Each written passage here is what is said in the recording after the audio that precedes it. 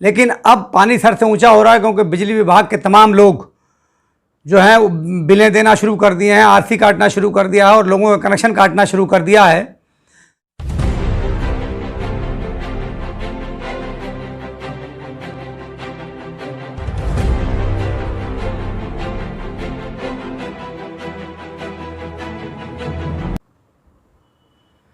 नाज़रीन आदाब,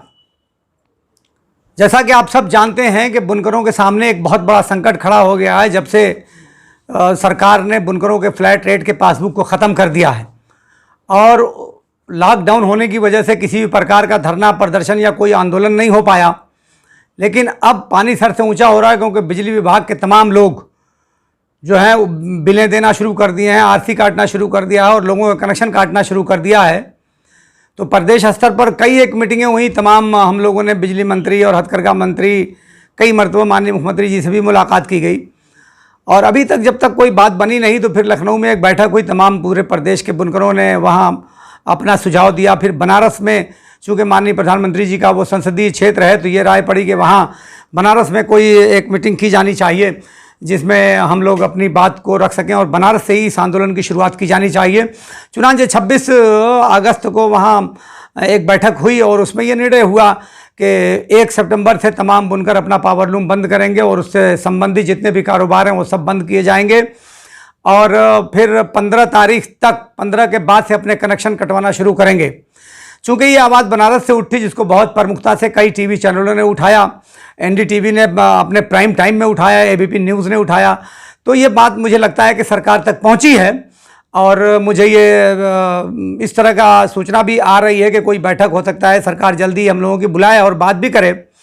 मगर उसी संबंध में मऊ और कुर्ब जवार में 3 अजला हैं, जैसे आजमगढ़ में मुबारकपुर और जहानागंज है, मऊ जनपद में बुनकरों का जो क्षेत्र है अदरी है, कोपा है, घोसी है,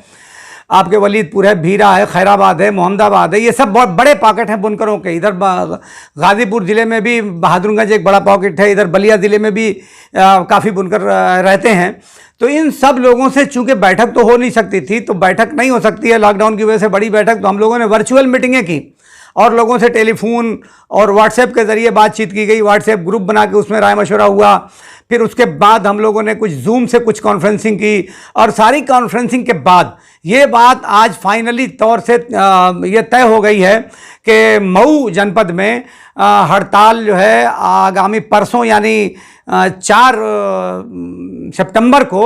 एक पूरा मऊ कारोबार बंद रहेगा और इस बंद में हमारे जो व्यापार मंडल के लोग हैं, 2-3 व्यापार मंडल हैं, उन सब लोगों ने भी समर्थन देने की घोषणा की है और जो अपील हम लोगों ने आज जारी की है उस अपील में उन लोगों ने भी समर्थन किया है। तो उसमें तीनों व्यापार मंडल हो गए और जितने भी बुनकर संगठन हैं उन सब लोगों ने भी इसमें सहयोग किया है। उसके अलावा जो यहाँ के पूर्व सांसद हैं सालिम अंसारी साहब, यहाँ के चेयरमैन हैं तैयब पालकी साहब, समाजवादी पार्टी के नेता हैं अल्ताफ़ अंसारी साहब, इन सब लोगों की तरफ से जमाल अर्पण है, यहाँ के बड़े उद्योगपति हैं और व्यापारी संगठन में भी उनकी भूमिका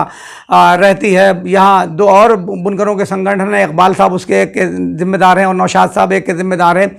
उन सब लोगों ने ये तय किया है कि 4 दिसंबर को जुमा के दिन पूरे मऊ के तमाम कारोबार बंद रहेंगे। ये भी तय हुआ है कि कोई किसी का कारोबार को बंद कराने नहीं जाएगा और जिसने ये अपने कारोबार को बंद नहीं किया तो हम लोग ये समझेंगे कि ये बुनकरों के हितैषी नहीं है, बुनकर विरोधी है, उनको ये माना जाएगा। आप खुद से बुनकरों के कारोबार से ही सारा कारोबार यहाँ का चलता है। ये इस बंदी को हम लोगों ने मऊ जनपद स्तर पर निर्णय लिया है। अब बाकी जो जनपद अगल बगल में है वो वहाँ के जिम्मेदार लोग बैठ के आपस में बात कर सकते हैं, क्योंकि ये बुनकरों का मामला है और बुनकरों में भी उन लोगों का मामला है जिनका फ्लैट रेट पासबुक से संबंध है, यानी पावरलूम हो गया, जरी मशीन हो गई, कैलेंडरिंग मशीन हो गई, ट्विस्टिंग मशीन हो गई, डबलिंग मशीन हो गई, इसके अलावा और जी जो सांचा हमारा चलता है वो हो गया। इसमें और भी जितनी इससे संबंधित जितनी चीज़ें हैं यानी प्री पावरलूमिंग से मुताल्लिक जो हैं और पोस्ट पावरलूम जो हैं जितनी गतिविधियाँ हैं, उन सारी गतिविधियों में जो लोग शामिल हैं जिनको इस योजना का लाभ मिल रहा था वो सारे लोग इस आंदोलन में शामिल होंगे।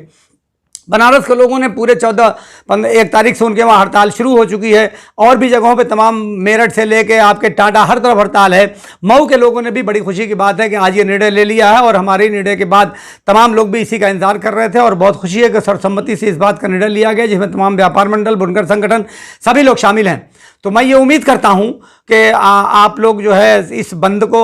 बड़ी से बड़ी तादाद में कामयाब बनाएंगे, तमाम सोशल मीडिया के ज़रिए अपने मैसेज को लोगों तक पहुंचाएंगे। व्हाट्सएप है, फेसबुक है,